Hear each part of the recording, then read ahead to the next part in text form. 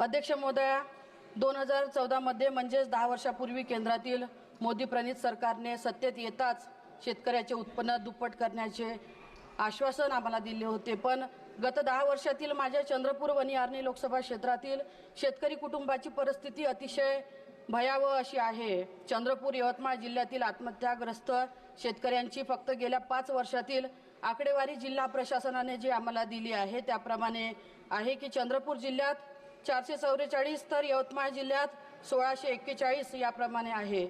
उल्लेखनीय बाब ही आहे की चंद्रपूर जिल्ह्यातील आत्महत्या केलेल्या 444 शेतकऱ्यांपैकी 319 हे पात्र आहेत तर 122 अपात्र आहेत। यवतमाळ जिल्ह्यातील 1641 पैकी 775 पात्र ठरले आहेत तर 819 हे अपात्र ठरले आहे। शेतकऱ्यांचे उत्पन्न दुप्पट करून देण्याचा